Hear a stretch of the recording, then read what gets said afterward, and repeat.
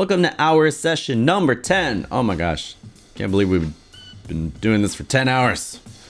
So this is another detailing phase. It's compressed down to 5 minutes, so it's not so long.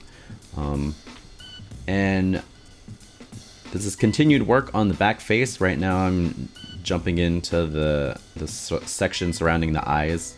I guess like the inner eye muscle or whatever. The muscly, tissuey area. I don't know what to call it. But like everything else, this is basic brushes. I'm not using any complicated alphas with weird textures. It's just the Damien standard brush, the clay buildup brush, smoothing them out, and that's pretty much the two main brushes that I'm using for this process. A little bit of the inflate brush, but for the most part it's just clay buildup, smooth it out, Damien standard, smooth it out, Damien standard with a very big radius, and using light pressure to push back some creases without making them, really pointy.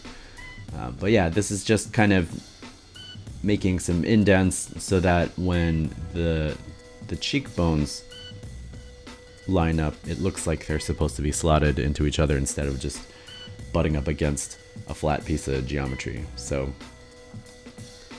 and in here in this nose section, the geometry kind of started getting spread out a little bit.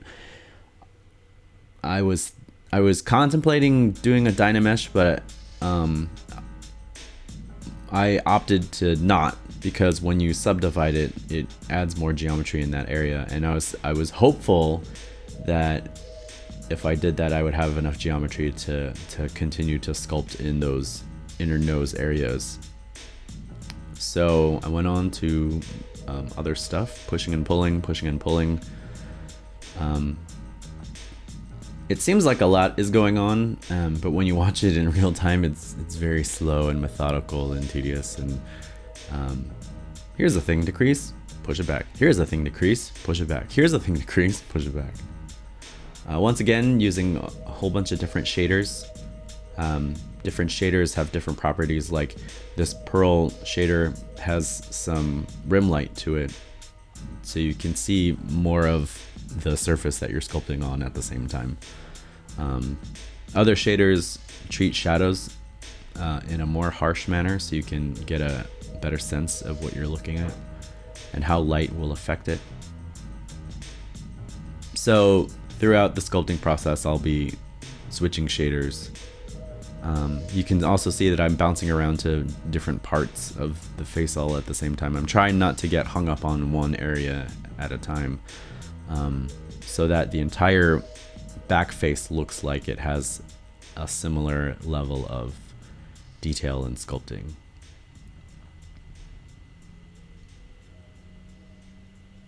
And I think I've subdivided. Yes, I've subdivided so that we're on level 2 of detail. And that inner nose area now has enough geometry that I can pull out some of those creases and those organic looking shapes and stuff like that.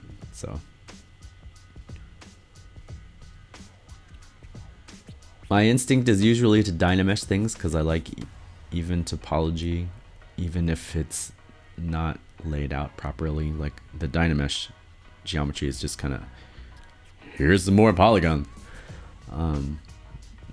But when it comes to detailing, I stay away from Dynamesh. All right, so here I'm actually using an effect brush that has a rocky texture to it, and using a low intensity so that it doesn't look too rocky. It's the same thing you do in Photoshop when you're using like a grunge texture. You turn down the opacity a lot, so it's a subtle thing, so it doesn't look like you're just sticking some grungy stuff over top of your image. I am not sure how this stuff will print, but in the 3D sculpt it looks nice. It breaks up the solid planes and the flat planes. So just about finished.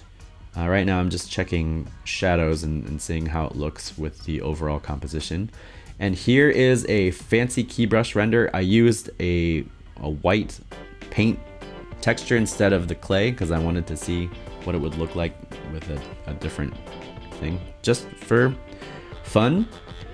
So if you've enjoyed watching this, please consider donating to my Patreon. Every little bit helps me continue these tutorials and sessions, and I'm eventually gonna collect all of this first project into like an online course, and you'll be able to get that for free over at the Patreon. All right, so thank you. Check this for watching, and subscribe and like and all that stuff.